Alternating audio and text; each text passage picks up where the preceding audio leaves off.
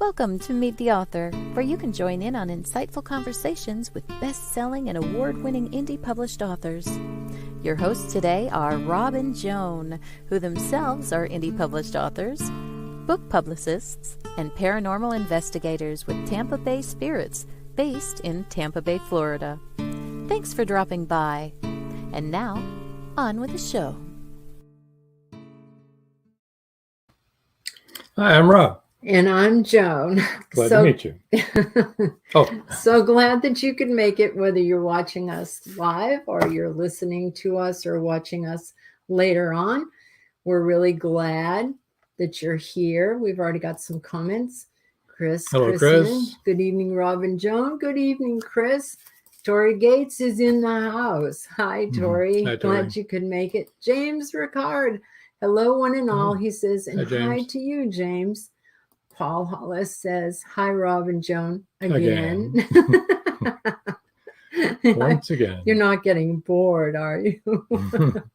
C.W. Hawes says, happy Wednesday, Joan and Rob. It is. It's always a happy Wednesday to you for us. As well. Our youngest daughter turned 39 today, so we celebrate. Yeah.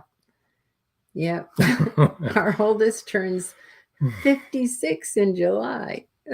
But I'm only 56. Yeah, I know. Oh, well. Anyway, we're really glad that you're here. Yes, we are. So let's talk about what's coming up tonight. After the show, Blog Talk Radio. Go over there, blogtalkradio.com to listen to the Voice of Indie podcast with Beam Weeks and Stephen G's. Tonight's guest will be Richard Bell. And I think he's going to be a guest on our show in the future. We don't have a date scheduled yet, but go over and check it out. It's a good show. And let's see what else we got going on. Marjorie Deering's in the house. Hey, Marjorie. She says, hello, happy Wednesday. And Joe Conjul's here too. Hey, Joe. He said, happy Wednesday, Rob and Joan. Thank you, everybody. Really glad that you're here. This is a Wednesday, isn't it? It is. Every week we're on at the same time on a Wednesday. Well, that's right. What a coincidence. I know. I finally put that together. That's great. I'll just give a little Memphis Confidential, Carson Reno Mystery, Gerald Darnell. You can catch that at Carson Reno. It's a Carson Reno Mystery Series, GeraldWdarnell.com.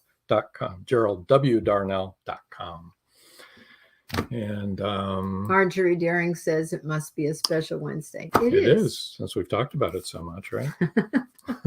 Yeah, seriously. Well, I think you all are going to enjoy tonight's guest. Oh, yeah. And yep. Mr. Mark Langley. Yeah. And why don't we just bring him on in so everyone can enjoy him? Hello, Mark. Hey, Rob, Joan, how you going? Good. How are you doing? Welcome to the show. Want to tell us a little bit about yourself? You can talk about whatever you want. My. Started writing, what you had for breakfast today. Your background. Won't go the breakfast route. Yeah.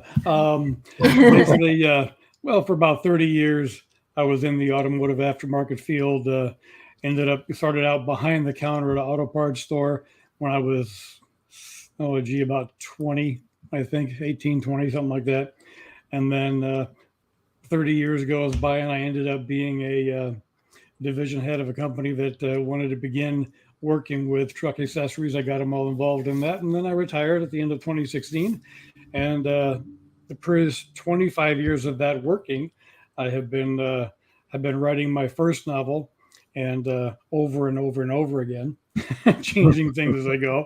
And then when I finally got retired, I told my wife, I said, well, I'm going to focus on this because I want to see if I can do this. And if I can't, I'll be glad to get a part-time job somewhere else, just doing something to pass the time. But luckily enough, I sent letters out of query with some sample chapters, and I got a response back. And after I signed on with that agent, then I had 2 weeks, he had me a 2-book deal. So things just started dominoing from there on and kind of went on. Chris Wow. Chrisman says 2016 was the year that he retired also. You guys have something in common. There you go. All right. More power to us. Amen. So was that book that you were just speaking of, the first book, was it this one, Path Through the Dead? Yep, that was the first one, Path Through the Dead, yes. Okay, you want to tell us a little bit about that, what it's about, and who your protagonist is? And Well, that book was the beginning of the 3-book series so far that concerned Arthur Nakai and his wife, Sharon Keone Nakai. Arthur was a former Marine. He was ex-Shadow Wolf, actually may still be a actual group of 15 Native American trackers that were hired by ICE at the time to hunt for illegal drugs and so forth coming across the border, and try to track all that down and get that done. He was in about maybe 12 years doing that. He was in 10 years in the Marines, and then retired and met his wife and opened his own business, which was White Mesa Outfitters in northwestern New Mexico, and got himself, because of who he was and the skills that he had,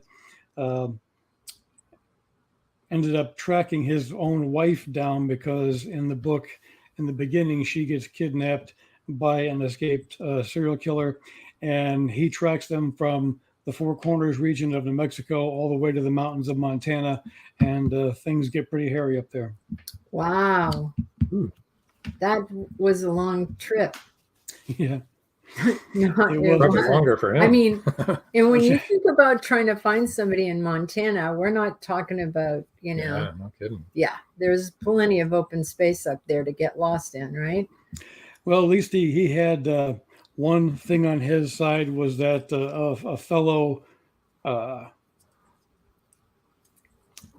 wolf up there was Abraham Fasthorse, and he was a Cherokee, and he helped Arthur locate, using a certain network he has throughout there, found out where they were, and both of them went to see if they could extricate her from the situation. Yeah, Chris Chrisman says it sounds awesome. It does sound awesome. Thanks, Chris. And I love Navajos, so I really like it. And a little earlier, our daughter said, "Hi, Mom and Dad." All the way from California. Yeah, she lives in Orange County. She's All our right. eldest. So And my only one is now going to be, I'm going to be 62 next month, and she is 41 right now. She has the 2 3-year-old granddaughters I was talking about yesterday with y'all, and they're a handful.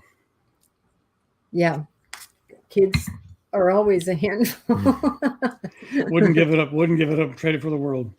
No, I know. Grandkids are great. I always tell everybody that grandkids are your reward for not putting your own kid's head through the plate glass window when you wanted to.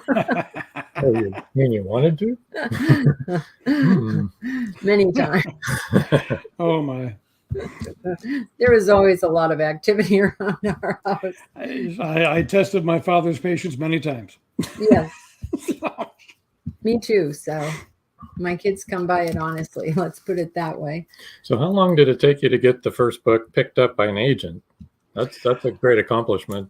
That was, like I said, when you go along for so long, spending time day after day doing the work, and then you finally get a chance to have it submitted like that. I sent it off. My agent was Richard Curtis, and I sent it off to him, and he contacted me and said, "Well, do you have the whole book finished?" I said, "Yeah, I do." He said, "Well, can you send me that? I will read that and get back to you next Monday." I said, "Okay, fine."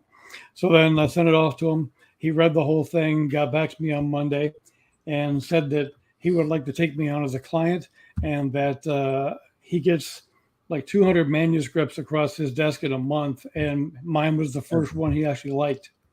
Wow. That's really something. It's all in the timing, I guess, right? It is. It just when it happens, I guess, and he took it and said, "I'm going to submit it to about 6 publishers to start with, and we'll see what happens. I'll let you know." So then he did that, and roughly about 2 weeks later, I just got done cutting my lawn, lawn tractor there, and my phone rang, and he goes, "Do you have a minute?" I says, "Yeah, sure." He says, "I'm about to make tax time a little hard for you." I'm like, "Okay." So I sat down, I said, "What's going on?" And he said that he had sent it out to 6 publishers and got the usual responses from a lot of them, and then one of them, which is Blackstone, said that they wanted to publish it. And we went from there and did the whole contract, and I was like just on cloud 9. That's wonderful. So the moral of the story is don't give up, everybody. Exactly. Perseverance. Get a publisher. Perseverance is it. Never. People will tell you and different things and try to knock you down about your dream or whatever, but you just don't let it get to you. And perseverance is the number one thing. People would tell me, well, James Patterson, Robert Parker. I said, well, yeah, and they were not, Mickey Spillane, and Robert Parker wasn't, Raymond Chandler, and so everybody's everybody. It's just you have to have your own voice and find your own time, and fortunately enough that my time came along, and I'm just trying to make the best of it. That's right. That's awesome. Joe Conjal said grandkids are the best, and they are. They are. And Barb, our daughter, says the Munchkins. That's what we call the two youngest ones, because all the rest are grown up. Yeah. Chris Chrisman says, so your main character uses Indian skills more than Marine, and he also says you are never too old to write or to publish a book. Exactly. Amen, Chris. Anyway, so does your main character, does Arthur use more Indian skills than Marine? Well, I think in certain situations he does, and then he relies on his, we'll say mechanical past with firearms and so forth, and technology, how to get things he wants to find. It's a mixture of both. I figured that when I was developing the character, I thought, well, I need to give him a military background. And maybe then I thought, I actually saw something online about the Shadow Wolves and watched the whole thing about that, then read about them. I thought, this is perfect, because he goes from that to this and then gets retired and just, opens his own business to have a quieter, calm lifestyle, but that quickly changes in the first book. And then along with the subsequent books, other people on the reservation tend to turn to him when they have problems that the police or the FBI or whatever tend to brush aside. So was he raised on the reservation? Yep, he was. I make a remark in the first book, I think, or a second book, one of those two. I forgot now, it's been so long. But that he didn't actually have running water until he got into the military. Because, as you know, a lot of people out there don't have running water, don't have heat and so forth. And that was the one thing. And he actually makes a remark in the second book when somebody was talking about that and the trouble they're having with the water protectors protesting and so forth. He makes a remark about water. And Arthur says something like, well, you sound like a man who's never had to carry his own water, because you don't realize how precious it is. Right. Yeah. And they only have so many gallons per household that they can use on the Navajo reservation. It's not an easy life. So no, it's not. And it's almost a sad thing to say that, I understand the way of life and stuff, but this kind of living in this country is not the way it should be. Nobody should have no water. Nobody should have lack of heat. Nobody should have a lot of things they don't have on the reservation. Opportunities for one thing with work and so forth, but it just never should be happening in this country. Not even just there. It could be Appalachia or wherever you want to talk about, but it's the same situation. It shouldn't be happening. Or the inner city or wherever you want to talk about. Yeah, exactly. Well, the inner city, you have then landlords wanting to shut heat off and shut off water and so forth and this. And they have laws against that kind of thing, but it still happens. It does. It does still happen. Yeah. One thing about the Navajos, though, they have a great view. Yes, the beautiful scenery. I mean, unless you don't like rocks, it's gorgeous. And sand. I do, though. Oh, it is. It's one of the best things. That just it's a landscape that just speaks to your soul. Because I had one company rep when I was working says, you live 25 miles from Chicago and you don't go there. I said, there's nothing I want to do there. If I was living out in the West, in New Mexico, Arizona, I would have plenty to do every weekend. Yeah, no kidding, right? Exactly. But not unfortunately here. There you go. Our daughter Barbara said, how do you feel about hashtag cancel Canada Day and wear orange on July 1st? I, for one, support it 100%. So those of you who don't know, that's about all the Indigenous women that are missing, not only in Canada, but also in the United States. It's the one group that more of these people are missing, and there's nothing being done about it. So I wasn't aware of that. Yeah, it's a thing. Well, yeah, I mean, it's, no, I mean the hashtag cancel Canada Day. it's an awareness of the missing girls and women, that the issue itself that I'm hopefully trying to raise in a fictional setting, to allow people to understand what's going on and what happens like that. But anytime they can be supported, and raise awareness even higher, that's a good thing. I'm actually wearing orange today, so I am too. Yeah. Chris Chrisman says it's a human issue, which I agree. Chris, it is a human issue. Yeah. And he also said, I love the Four Corners area. Yes, a lot of his book takes place around the Four Corners area, and that's awesome. It is an awesome part of the country. Yep, it is. I just can't I can't tell you how much I love it and how much I want to get back there and just roam everywhere. Yeah. Well, you went out and did a lot of your research out there, actually, in New Mexico, right? I did, yes. And you got to meet somebody really special. I did, yeah. I mean, the first time out there was I drove the actual route Arthur takes and the people in the book take on their way to Montana. So everything that is talked about, smell, sight, sound, whatever, I experienced all that. I like to tell people when they say that, man, when I read your books, it's like I'm there. I can smell it, I can feel it. I said, well, I have driven every, hard packed road that I could find out there to do what I want to do, and highways and going to the back countries and so forth. It's nothing like hiking into a certain area and seeing what you can't see from the side of a car as you drive by. You don't get that same effect. My wife and I, we never fly. We always drive where we want to go because we love seeing America and going through small towns and stuff, and not just passing over things in a plane and being done in 4 hours. It may take 4 days, but still, we love driving and doing that. And when I did the research for the first book, I did that. Second book, I did that. I actually was in Bloomfield, and in New Mexico, and actually met a gentleman named Arnold Clifford, who was they call him the Four Corners historian, because he is the foremost botanist and geologist of the area, and he gives dissertations at universities and takes the class out into the field and shows them things and teaches them things.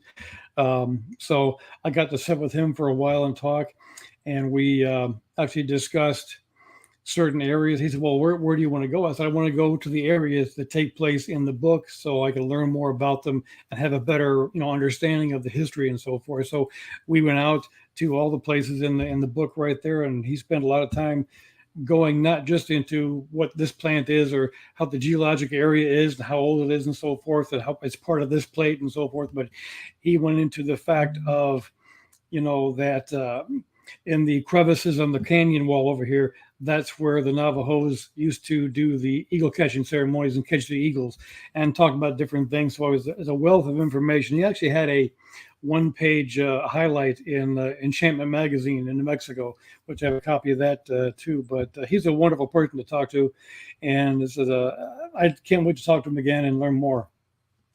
Awesome. Tori Gates mentioned some 600 Indigenous women are listed as missing across Canada. Incredibly sad. Agreed, it is. And yep.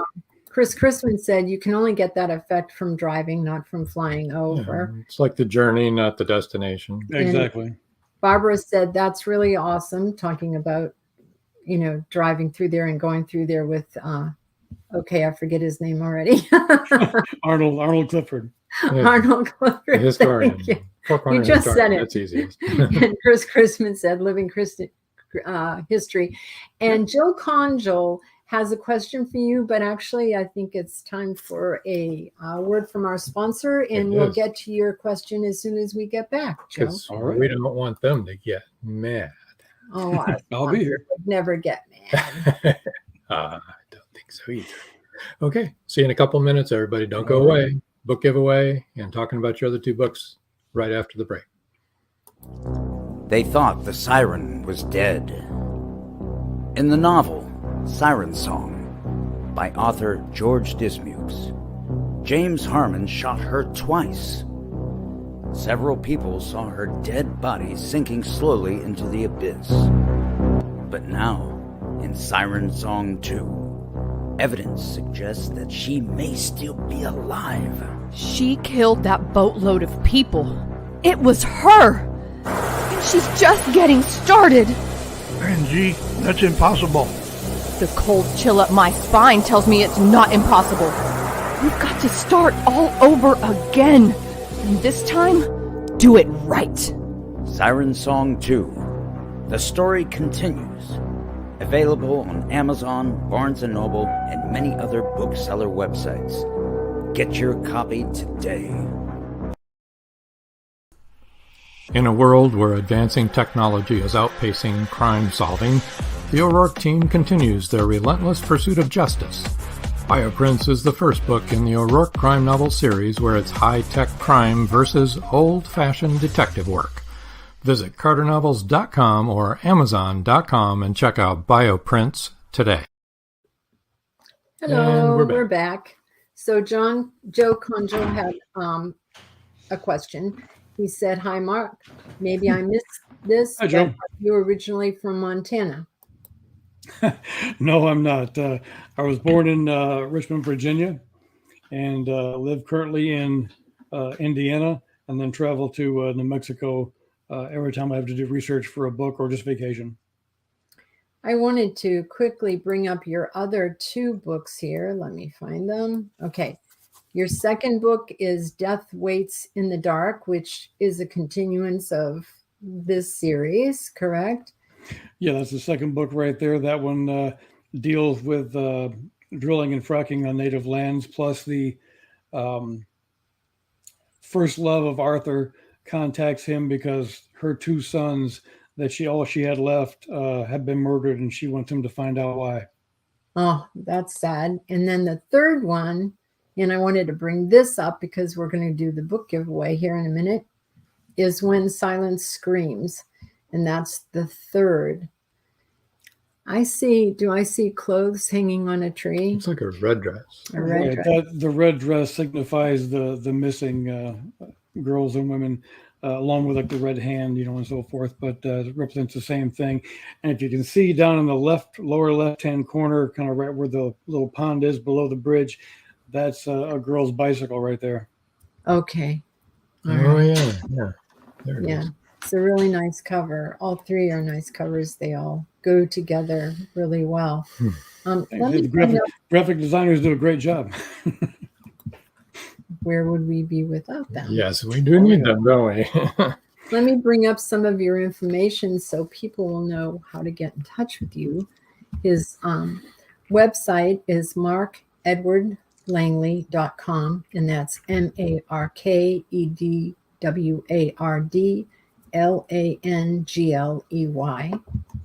.com.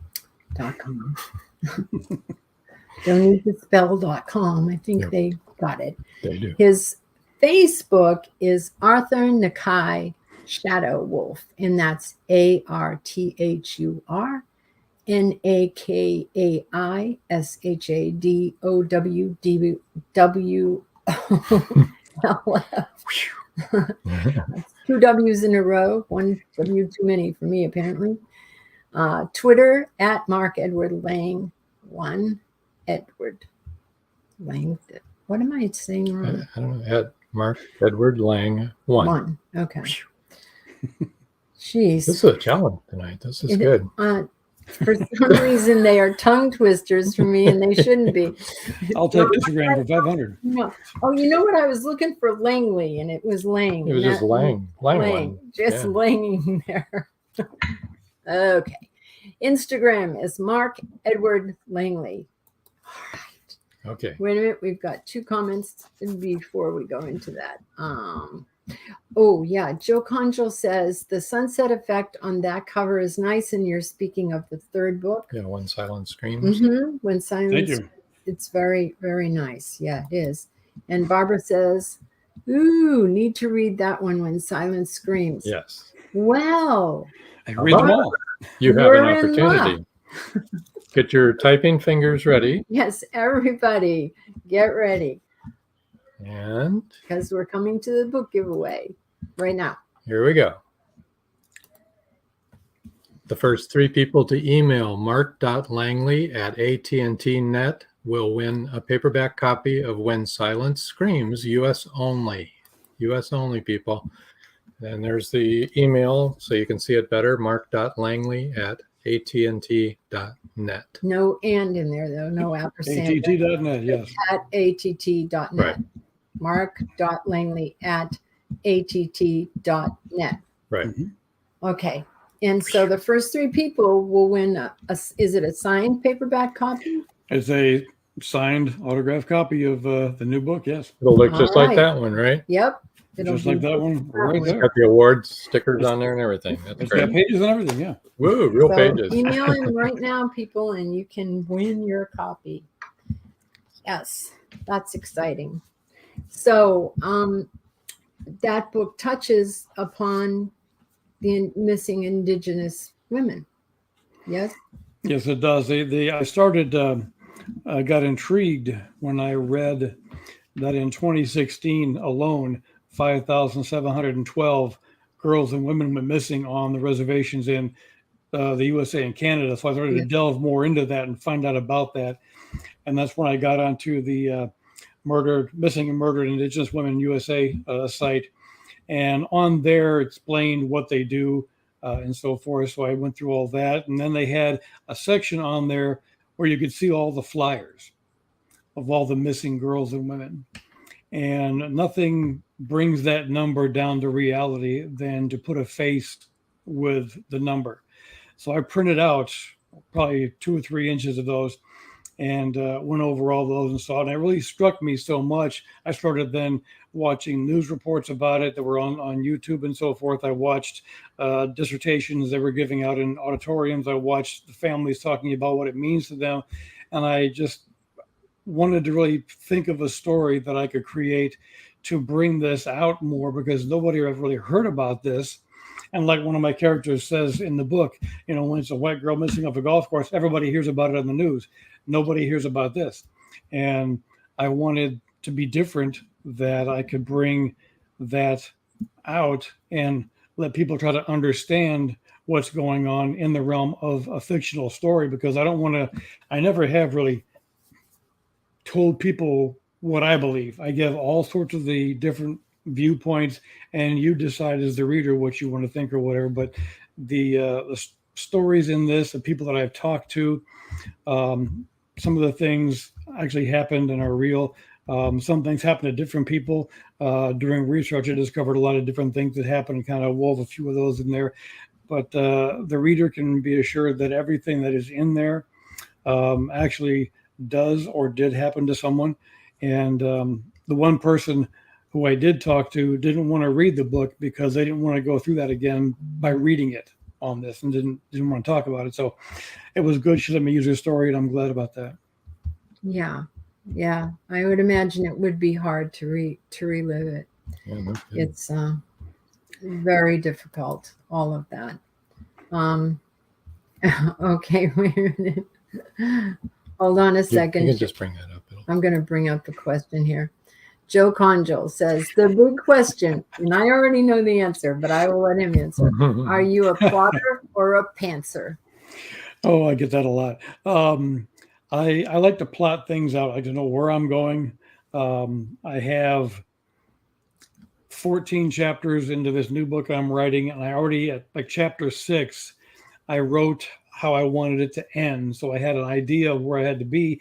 I had to get there now, and focus on writing away the pathway to get there. But I always plot things out. I have on my wall over here numerous post-it notes of each chapter, what's going to happen in that chapter, which sometimes I stick to, but then again, sometimes my characters seem to want to take on a life of their own and Right? lead me to a different direction. Right? They do, don't they? The conversation will come up, Yeah, it's dialogue, but it's dialogue, but I call it conversation because they're having a conversation amongst themselves, and certain things will just come out. And I hadn't thought about that, but that's an idea. So I go that direction, and move things around. But I love doing that and sitting down, but I plot everything out. Actually, this is the third book in the Nakai series. I've started the fourth one. I'm 8 chapters into that. I'm 13 chapters into the new book of a new series. And with the Arthur Nakai series, I still have 6 more titles and plot lines already thought up and written out. So Chris Chrisman said that's compelling, the story, the third story, the Silent Scream. And When Silence Screams. Sorry about that. I renamed your book. That's okay, right? Barbara says, I follow all of this on Instagram and Twitter, the missing Indigenous women, etc. My heart breaks. Yeah, mine too. For sure. And then Chris Chrisman wants to know, chapter name or not? Do you name your chapters? Nope. I just chapter 1, chapter 2. Yep. That was it probably still is a big thing, but all the writers that I've ever read, as far as mystery goes, that I like, no one does that. Yeah. I mean, back in the day, they used to do that, and I read a lot of Ian Fleming, and his chapters are all lined out with titles and so forth. But it's just chapter 1, 2, 3, 4, as many as it takes. Yeah. And Barbara said, how many reservations have you visited? I have been to 3 in my life: Rosebud Reservation in South Dakota, and Navajo Reservation, of course, and then the Cherokee up in Montana up there.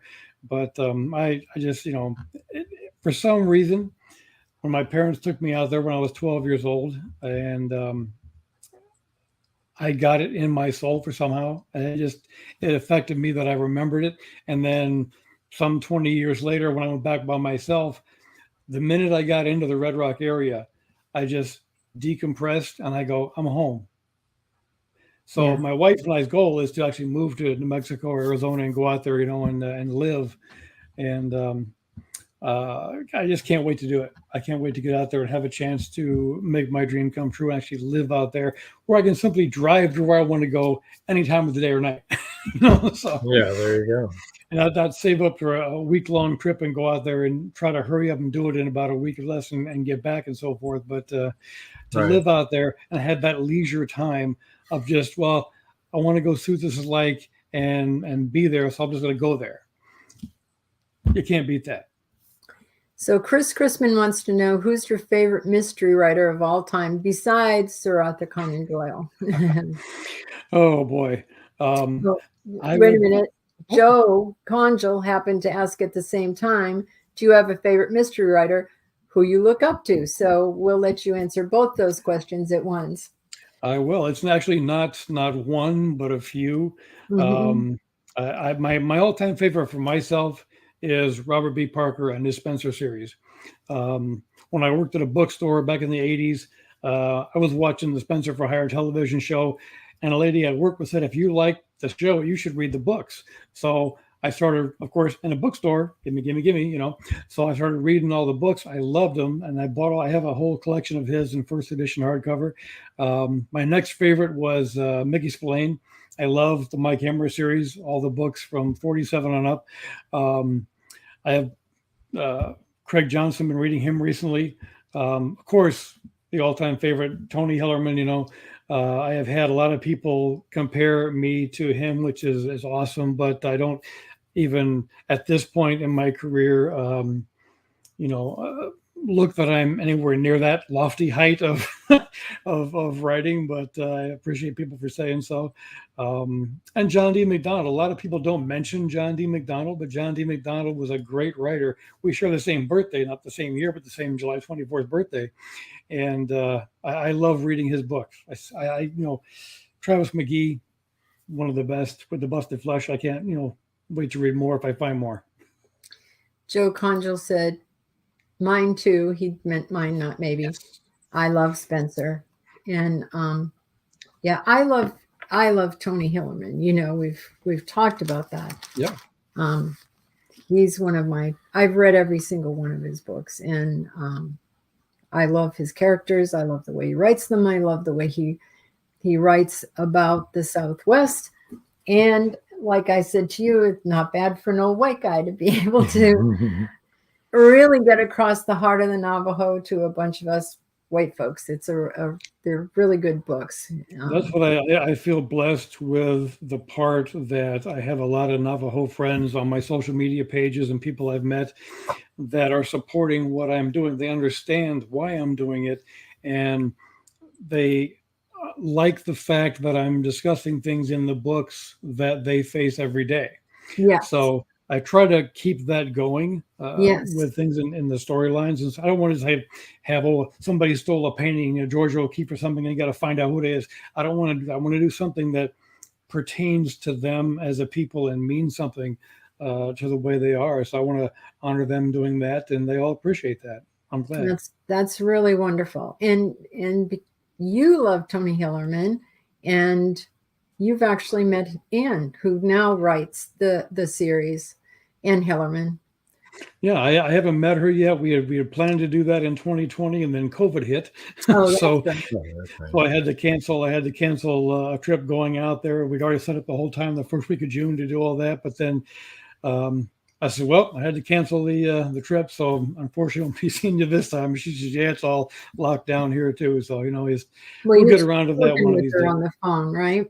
Oh, I've talked to her via emails and so forth, and got with her. Yeah, I mean, I actually thanked. She did a book signing in a bookstore in Santa Fe, and I had purchased a book from there. I wanted to get a book from there while she was there, and they missed getting her to sign it.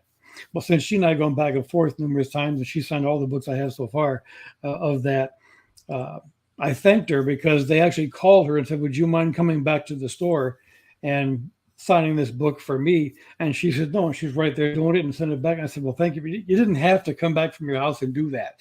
It would have been great just to have a name signed somewhere and get it done. But I was very thoughtful of her to come back and take the effort to do that. And I appreciate that. And one day I will meet her and sit down and have a good conversation. Yeah. I told her, I said, your father, sometimes I ask him for help. And she said, don't worry, I do the same thing. Yeah. It must be difficult to have to, walk in your father's shoes. Yeah. I mean, to think about that, that's to try to, bring something out that somebody else has been so famous at doing and achieve what she's done, which is great. But I like the fact that she is looking at her series from Bernadette Manuelito's point of view, and not the way that her father did to keep that tracking along. But it's a different viewpoint. I love it. And I'll continue reading hers too. Yeah. Okay. Time to take a look at our last break. And when we come back, we'll talk a little bit more about what you got to come. Okay. All right. Sounds Nobody good. Nobody go away. Sit We'll be tight. right back. Many secrets are hidden within the darkness of the jungle. Behold, this one about a man, a woman, a black jaguar, and an ancient Maya legend. Two Faces of the Jaguar is a novel by George Dismukes that will take you deep into the jungle and capture your imagination until the last word. Two Faces of the Jaguar is book one of a trilogy. Two Faces of the Jaguar, where only the adventurous dare to read. Two Faces of the Jaguar, The Lost City, and The Jaguar's Quest are available on Amazon.com, Barnes & Noble, and many other bookseller websites. Two Faces of the Jaguar, the book people are talking about. Get your copy today.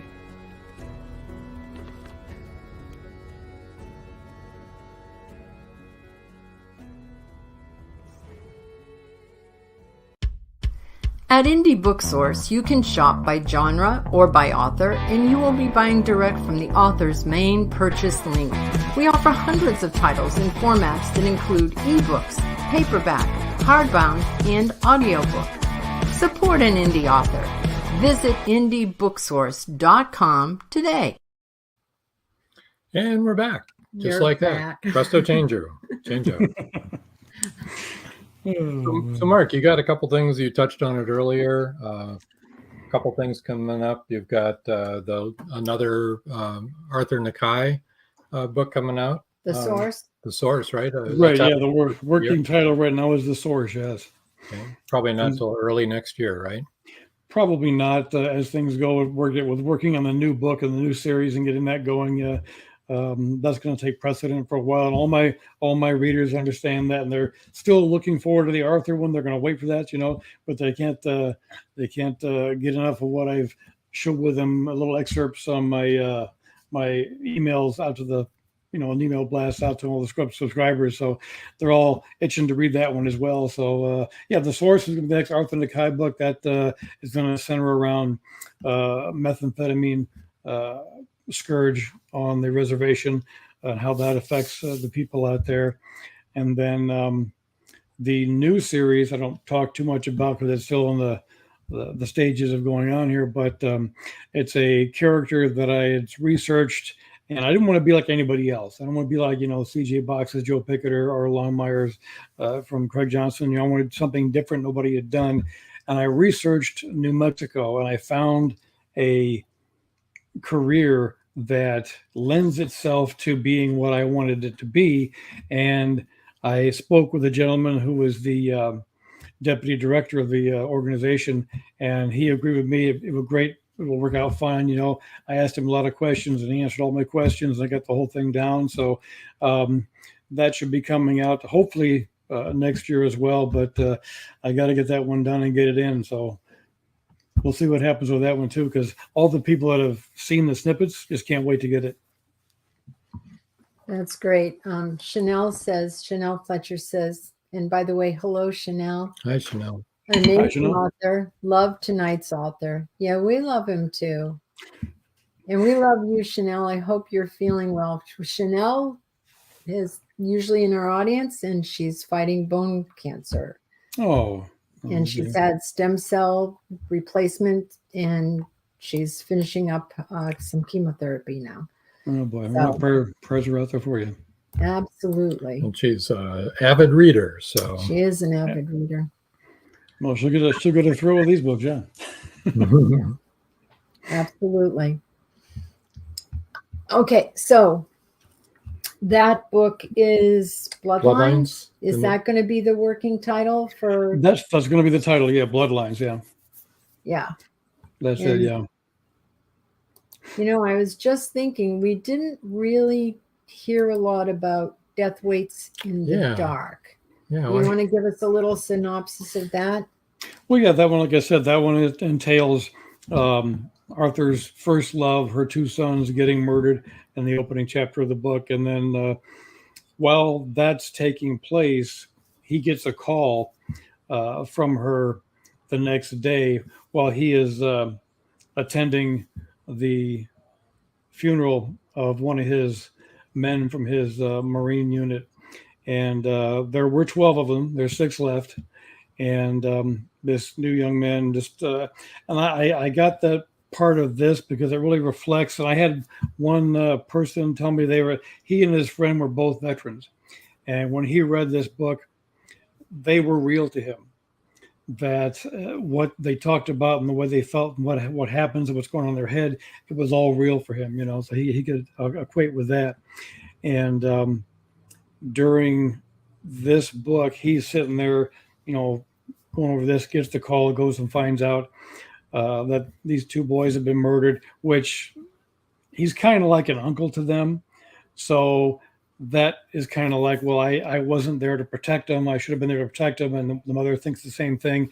And it goes on leading into getting involved with the drilling and the fracking in native land. Because if you look off of Highway 550 between Bloomfield and Cuba, there's about 2,500 wells all along there. and you'd never know it unless you look on like Google Earth. You can do that and zoom down, and the closer you get, they all start popping up from there. All this 90-mile stretch or more up through there, and even past that into lower Colorado. But that has a significant part to play in this book because not only is that part of the threat that's there, but I delve into the part that, okay, you have certain Navajos that own land that can lease that land for drilling, other ones that don't own land and can't lease the land for drilling. So they're kind of at odds with each other. He's making money, I'm not making money, yada, yada, you know. Then there's the fact of some of the chemicals and so forth in the water that's leaked into. There's been a lot of significant, they found stunted plant growth around the area where that has been taking place. So it's all mixed in there with the mystery of what happened and who it is. And who it is was interesting for me because my wife reads everything I write. And she works downtown Chicago in corporations for 30 years. So she is a very intelligent woman, and she reads it. And she was going through it, and she goes, I know who the killer is.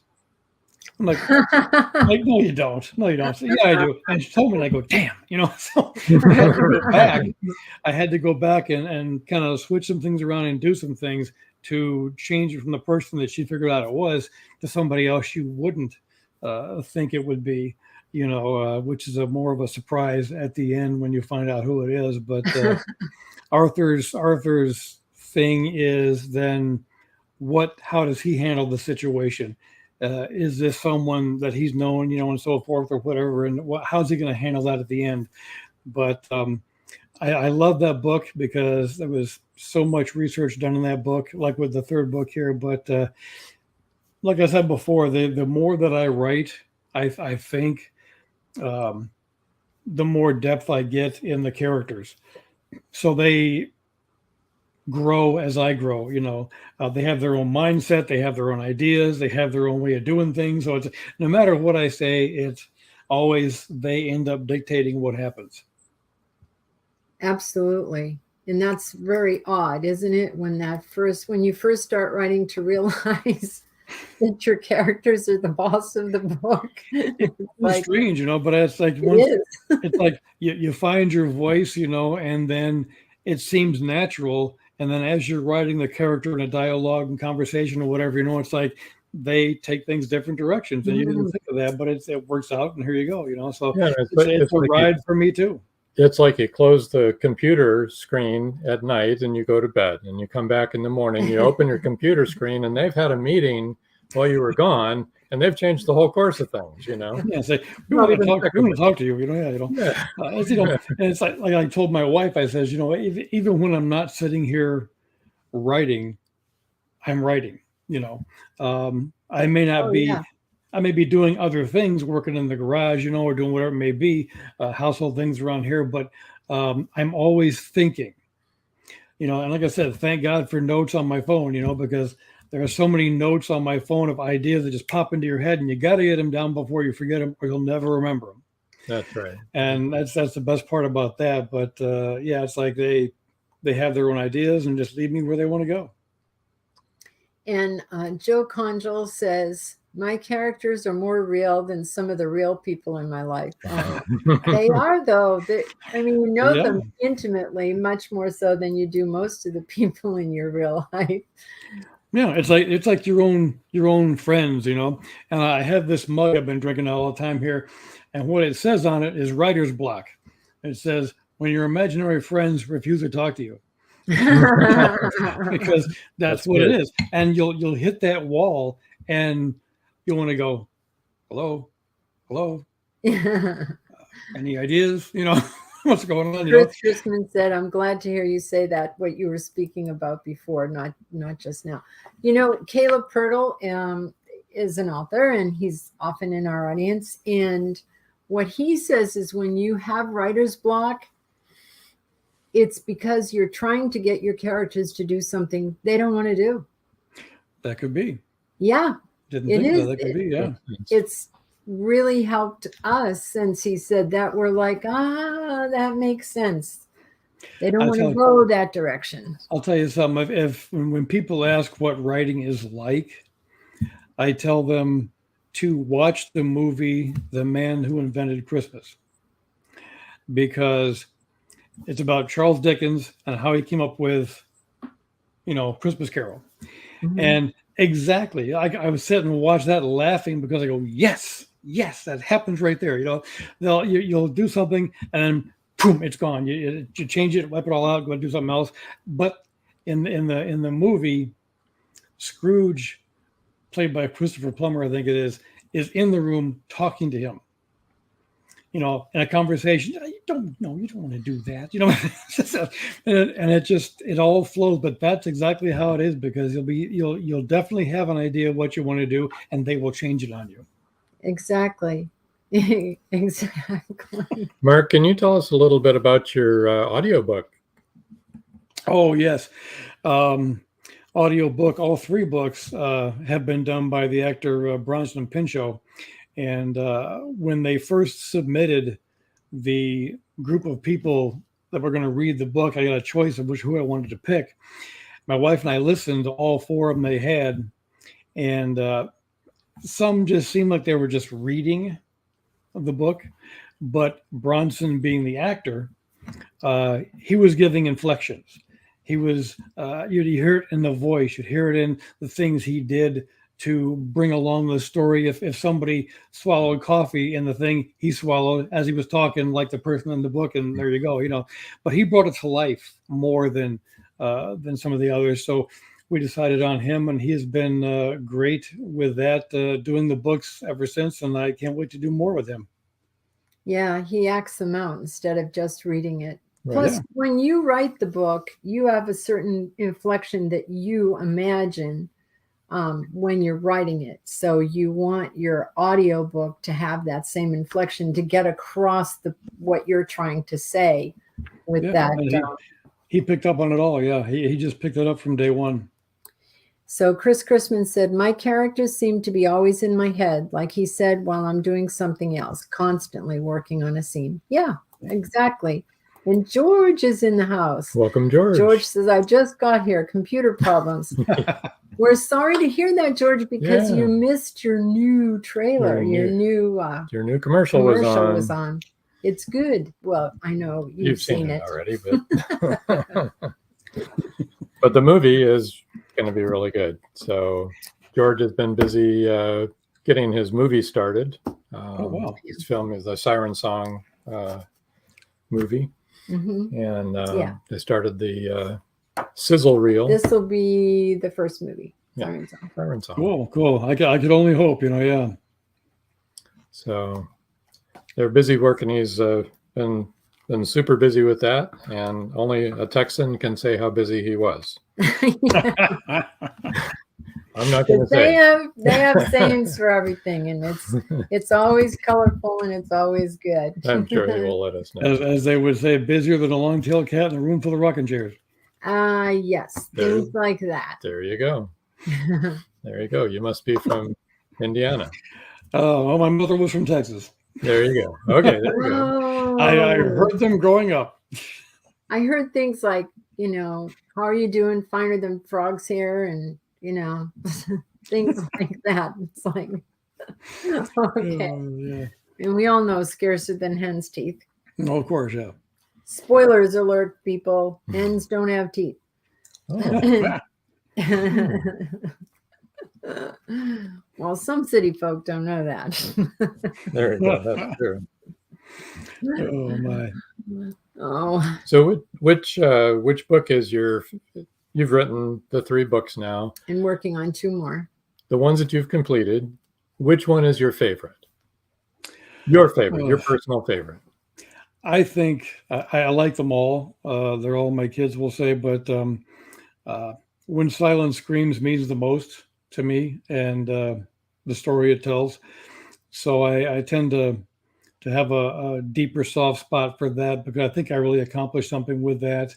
And I hope it's well received so far with Publisher Weekly and Writer's Digest and a lot of things coming in. But I just hope that a lot of people like it and want to read it. And every book that gets sold, a portion of the sale goes to Missing and Murdered Indigenous Women in USA to help them with their cause.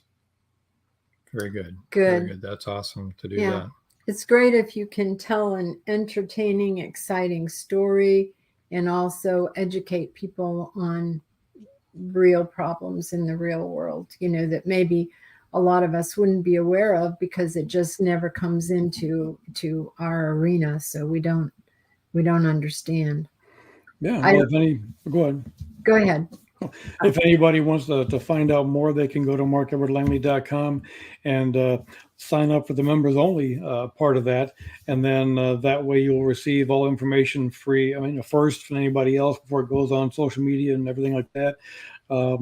Little snippets of the upcoming books, you'll get those to test your palate there and tease you, with the rest of them. But a lot of interesting things on that. You can go to the website there and see in the media section all the newspaper articles that are there and other podcasts and radio shows that are on there and things like that. So wealth of information is there, and just peruse it at your leisure. And if you like it, give me a click on that there and join members only, and we'll be friends for life. Not a bad thing. All righty. Okay. Well, do you have any other questions or anything? No, but usually you have a question. Oh, I do. At the end. Oh, yeah. You always ask. I always have a question, don't I? Oh my gosh. What kind of advice would you give? What kind of advice would you give to someone who's really wants to learn or really wants to jump out there and be an author? They've wanted to be one. They've been not sure how to do it. Just what would you tell them? Before you answer that, I just want you to know he asks this at the end of every show. He always asks every author, and why he can't get it out there today, I don't know. No, it's Wednesday. Anyway, that's why. What kind of advice would you have for anyone that wants to be an author and has been maybe too nervous or afraid or blocked to do it? Well, I would say the one main thing that helped me along with all this was, the perseverance of doing it. You never let anybody else tell you you can't do it. Don't let them tell you you're not this person, not that person. What are you doing writing a book? Everybody says, well, yeah, people say they're writing a book and never do, never get accomplished, never get something out there, that will not always be you. That you can make it. Anybody can make it by trying. And it may take people a while, like it did for me, to find that voice that lets you tell the stories you want to tell. Perseverance is it. Don't let anyone rob you of the dream, because your dream is not their dream. They can't even visualize what that's like. And again, too, read authors that you admire, and learn from them. I did take a few college courses on writing, but yada yada. But I think I learned more by reading Robert Parker and Tony Hellerman and Mickey Spillane and all those, to kind of get the grasp. And I told myself, I want to do this. Now, I think I can do this, but it took a long time to get that part, because I was still working on my daytime job, we'll say, and writing for 25 years before it happened. But, you don't give up. If I'd have given up, I wouldn't be here where I am right now and enjoying what I'm doing. I always say that, if you enjoy what you're doing, you're not going to work a day in your life. And that's true, because back when I was working, it was work.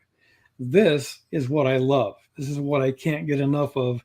And I want to keep doing it. I could, 15, 20 years down the road, when I'm, 80 something, I might still be doing it, but we can only hope and pray, but well, for some of us, that's just around the corner. So I'm sure we will be. I wished I sent Lawrence Block an email, because his birthday was a couple of days ago, and I said, happy birthday. He said, oh, thanks a lot, I'm like, okay, he's up there too, but it's one of those things where you just read and you enjoy it, and You might get the bug, you might not, and some people want to act and do whatever they can do like that. And this never let anybody else tell you you can't do it. George says, "Rats, sorry I missed this one." You're right, George. You would have really liked it. And James L. Ricard said, "That's right. He's speaking about everything that you just said about getting out there and writing." And George, one thing I can add to that is sometimes your own worst enemy is your own head. Oh yes, definitely. You've got to have the mindset to move forward and keep doing it, and not let your own self question what you're doing. That's right. So and get ready to rewrite a lot. Oh yeah. That's I don't know how many times I love that I learned that I can actually have my laptop read it back, manuscript back to me. So because that's great. You can read through it and your mind will put words there spelled right that you think are there, but they're not. So when this thing reads it back to me, it picks up every wrong word that's in there. Like just zip it and change it and move on, So it catches a lot of things you don't see because your mind's eye sees what it wants to. Absolutely the truth. Joe Conjo said, "Enjoyed tonight's show. Thank you, Mark. And of course, Robin Joan. Thank you." You're welcome. Thanks for being here, Joe.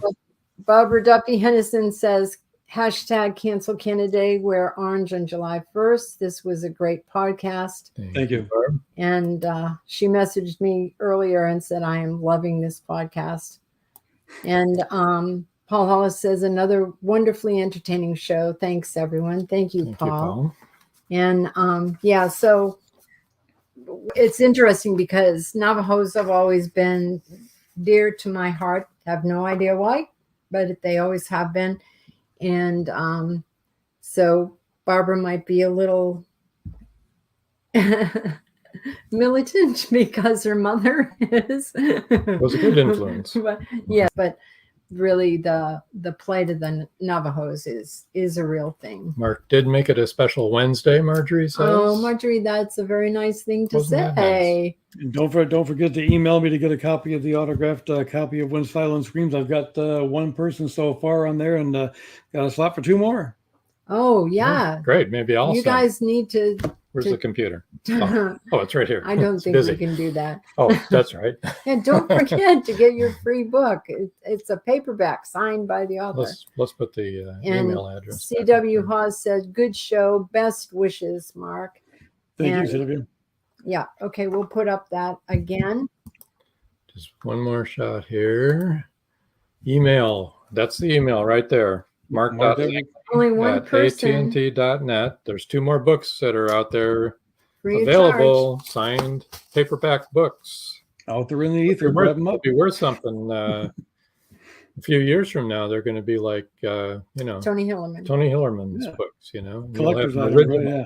And then there'll be a TV series and a movie, and like George is going to have 2 movies and a TV series, and it's been a while getting there, right, George? But he's there. I think some days he's sorry that he's there because he's so busy, right? Oh, I can bet. Yeah, I mean, so from your lips to God's ears, if that ever happens, it'd be a great thing, But I'm content right now with doing this, and I spoke to Craig Johnson once, and it's like, well, you don't, even though it says executive producer or creative consultant, you don't really have that much to do with it. That's their bailiwick. I let them do what they want to do, So, so we'll have to just see what happens. And I'll be there for the ride if it happens. I love it. There you go. Well, Mark, want to thank you for being our guest tonight. And thank you for all you're doing to help the cause. Yeah. Do you have anything you want to say to Mark? No. Oh no. Just thanks so much. We're going to move you over to the side. Hang in there and stay right where you're at, and we'll see you afterwards. Well, I appreciate being here. Thank you for having me. You're very welcome. Thank you for being our guest. Wanted to tell everybody, Episode Rewind will be on this Saturday, July 2nd, 5:30 p.m. right here where you're watching right now. Kaylin McFerrin and Bertie Rivers. It's a double feature. That was a real good show for when that was on last year. Coming up July. It's going to be July this week. next show will be in July. Stacy Hawks on Wednesday. She's from North Carolina. She's a historian and a poet, and she writes historical fiction. And she's going to be very interesting. On the 13th, Wednesday the 13th, we'll have Lynette Cresswell from England, from the UK. That's a pre-record that we did with her, and she's fascinating. Yeah, she is. On the 20th, we have the next Magnolia Bluff reveal. Jim Callahan, Brakefield and Berkey, and Richard Schwint will be on talking about the next 3 books in the Magnolia Bluff reveal. We've got 2 books coming to us right now. Should be here tomorrow. So we got some more reading to do. Yep, and we've got Siren Song 2 coming in soon too. Siren Song 2 will be coming too. So we got a lot of reading to do. We won't be able to do a show anymore. Be reading. And then on the 27th, Frank Ruffolo will be on as well. Or Ruffalo. Okay, Ruffalo. That sounds better. Well. Sorry, Frank. At any rate, it's been great. And want to thank everyone for tuning in. And we'll see you next week, hopefully, right here in the same place. Yep. And so until next time. That's all, folks. Good night. Thank you for joining us here on Meet the Author. Make sure you stay up to date with our show by clicking like, follow, and share. And you can find us on Spotify, iTunes, and more. See you next time on WLFE-DB.com.